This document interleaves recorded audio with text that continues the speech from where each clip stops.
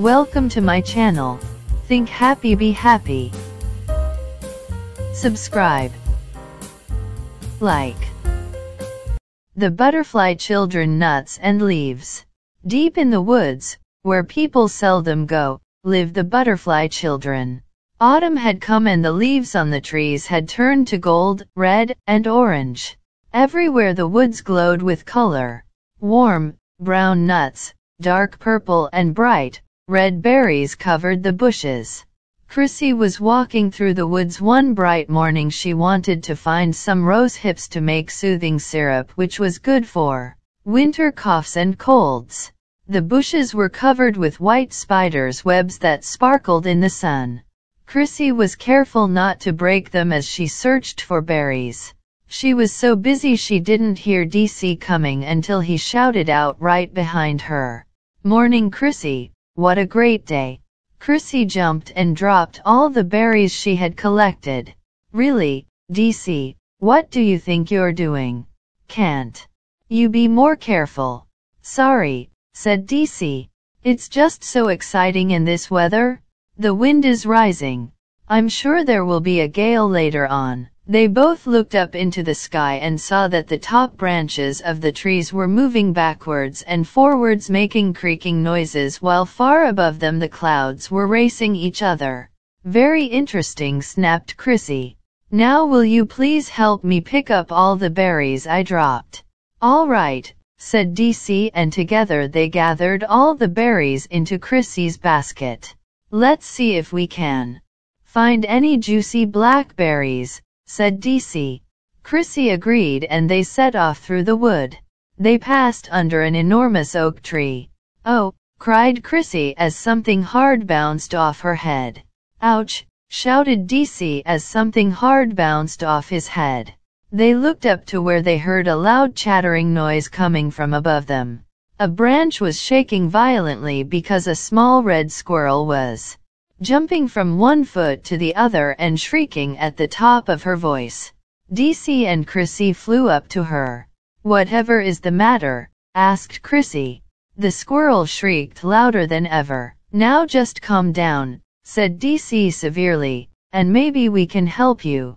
Tell us why you are so upset."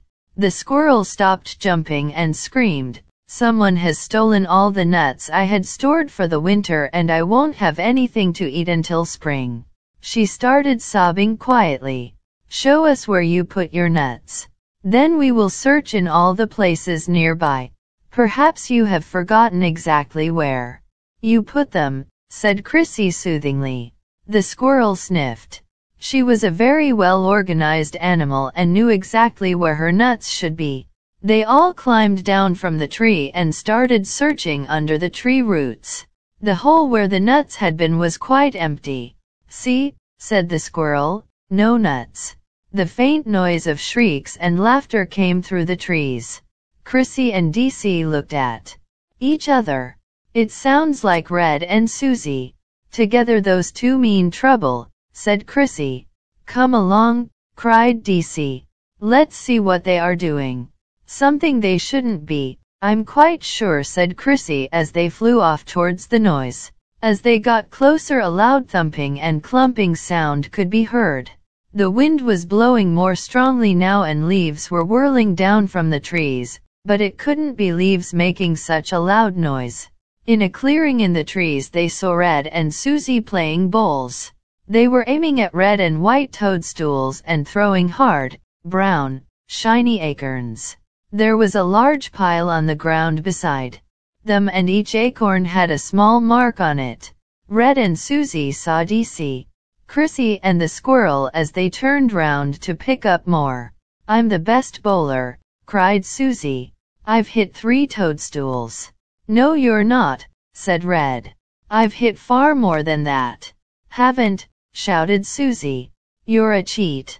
You can't count and you couldn't hit a chestnut tree if you were standing next to it. You couldn't hit a chestnut tree if you were sitting on it," Red shouted back. "Be quiet," said DC sternly as he walked towards them. "Where did you find these acorns?" Red and Susie went rather red. "Oh, they were just lying around," said Susie and looked away. The squirrel ran over to the heap of acorns. They're mine, she shrieked. They've taken my acorns and they're damaging them. DC looked severely at Red and Susie. Now, pick up all the acorns and put them back where you found them and find fresh ones to replace the ones you've damaged. The two butterfly children sulkily started to collect the acorns together while the squirrel jumped and chattered behind them, "Find me some new ones. I want lots of fat, tasty acorns in my store. I don't like bruised and dented ones." "I don't know why she wants all these acorns," Susie muttered, as she and Red searched among the tree roots. Squirrels need to keep stores of food for the winter.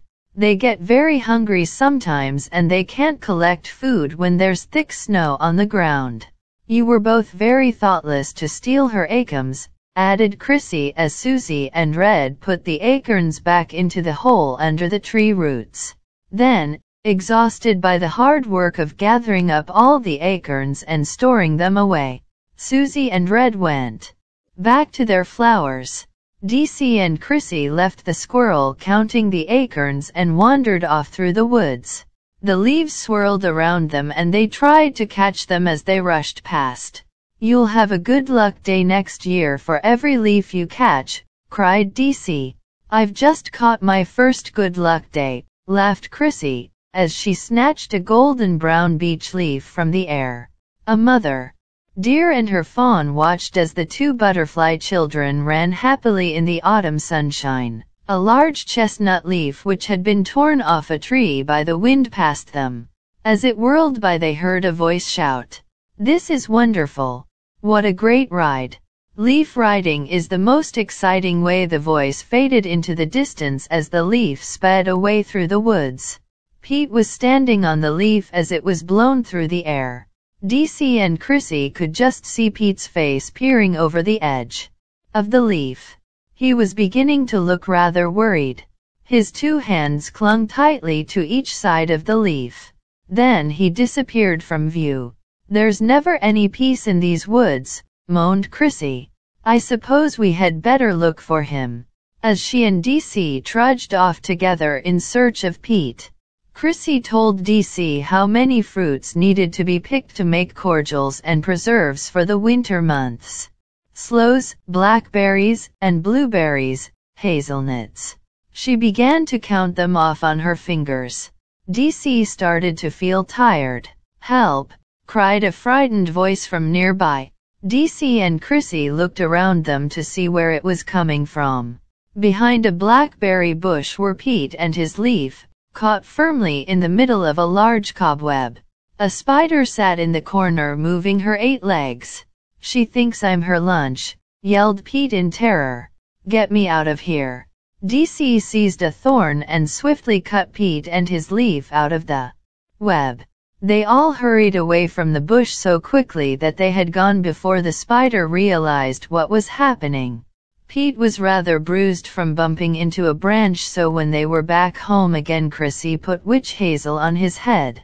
Then she said briskly, "I think it would be much safer and quieter if all the butterfly children helped me to pick the nuts and berries I need." She gave them each a basket and obediently they spent the afternoon collecting fruit and nuts until the evening, when the damp, chilly mist sent them scurrying to their flowers to sleep and dream of the glowing colors and roaring winds of autumn. Please subscribe my channel and encourage me to upload more videos. Like, comment, share, subscribe and press the bell icon and never miss another update.